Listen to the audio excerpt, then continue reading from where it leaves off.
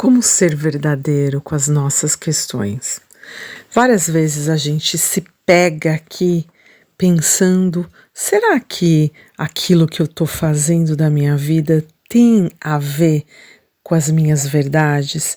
Será que os aspectos mais importantes que a gente observa nos nossos pacientes tem a ver com vínculos realmente verdadeiros que vão trazer aqui questões essenciais para que esse sujeito, na verdade, adentre no próprio conhecimento de si? Quando a gente atende alguém, a gente tem que ter no mínimo, mas no mínimo, amor a essas verdades. Por quê? Porque aquilo que a gente vai oferecer para o paciente é até onde a gente foi na nossa própria análise. Até onde você, como analista aí, foi na sua própria análise. Porque é justamente esse lugar que você vai oferecer de crescimento mental para o seu paciente. Quando a gente ali fica sapateando em alguma questão, às vezes a gente fica se autonegando, se autossabotando, ou mesmo achando que a alta que a gente teve do nosso analista é a alta da permissão. Não, muito pelo contrário. Eu sempre penso que a alta para um psicanalista é uma questão delicada. Por quê? Por que é uma questão delicada? Porque todo analista que está em atendimento, ele precisa sustentar o tripé da análise pessoal, da supervisão e de estar sempre ali forçando e reforçando o conhecimento. Forçando por quê? Às vezes a gente tem que adentrar em ciências, vai lá até na psicofarmacologia, a gente tem que adentrar na neuropsicanálise, a gente tem que adentrar em N questões que fogem às vezes um pouco do campo psicanalítico do ponto de vista da própria teoria psicanalítica em alguns momentos, que às vezes a gente recebe pacientes onde eles estão atravessados por questões, às vezes, de descontrole até bioquímico, e a gente tem que entender, por exemplo, como mulheres, né, que às vezes estão passando pela menopausa, que às vezes têm questões hormonais que altera o campo psicológico, que não tem a ver com o cenário real de como aquele psiquismo sempre funcionou.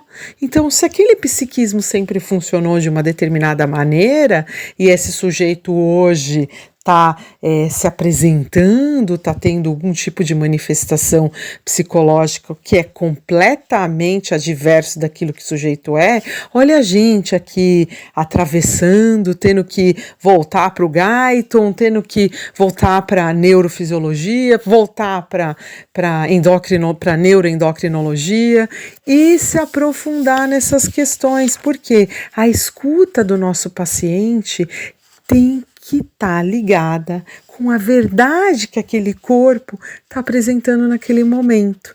Porque não adianta a gente tentar dar o nosso melhor, sendo que o melhor que a gente pode dar é justamente estar com o conhecimento afiado daquele sujeito que está na nossa frente, colocando em todos os processos, né, de observação, detalhes da escuta, que você fala assim, a psicanálise não é escutar e tentar entender o inconsciente, porque o inconsciente é estruturado como uma linguagem. Se o inconsciente é estruturado como uma linguagem, como a linguagem pode às vezes ser afetada por um corpo que está sendo atravessado por questões fisiológicas? Aí a gente pensa nessa questão da psicossomática, e a psicossomática, nesse caso, ela é muito presente ali no processo de análise, inclusive de escuta, inclusive de que esse paciente às vezes pode estar apresentando ali uns episódios, vamos colocar assim, mentais, que não é característico daquela personalidade, por exemplo, mental fog, né? Então aí você pensa assim, pô, aquela pessoa nunca teve isso, será que ela tá tendo um ato falho ou é um mental fog? Olha só que interessante. E se você não tem uma escuta apurada, às vezes você vai dar ali um diagnóstico ou falar assim, opa, isso aqui é um ato falho. E simplesmente a pessoa só teve um mental fog, entendeu? E o que você faz com isso? Se você não está atento com o processo que aquele corpo, que a gente fala que a psicossoma está passando, às vezes sua escuta sua interpretação daquele momento pode estar sendo muito literal do ponto de vista de uma escuta só humanística, né? Que tem uma corrente que fala assim, e agora... gente, óbvio, humanas... A gente sabe que ela vai fazer uma escuta a partir do contexto e que a palavra e o psicológico vai estar sendo simplesmente escutado de um ponto de vista mais aprofundado. Só que a gente não pode esquecer que esse ser humano, ele também é soma, ele também é corpo, ele também é fisiologia. E essa fisiologia, ela pode sim alterar a sensopercepção da própria pessoa em relação ao psicológico dela. E a gente empresta aqui a fala do Jung, né, que o nosso psicológico é só um resultado de 10% do nosso fisiológico.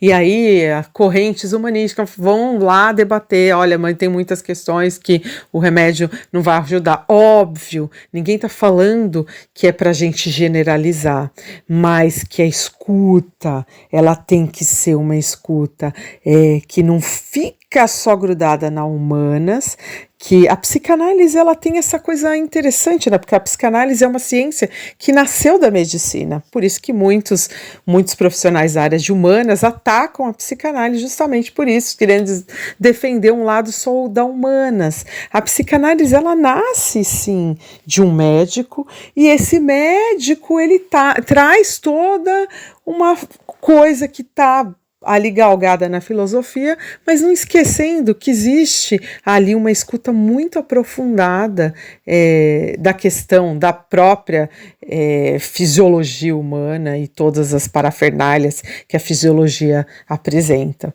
Então, assim, a gente não deixa de considerar isso, né?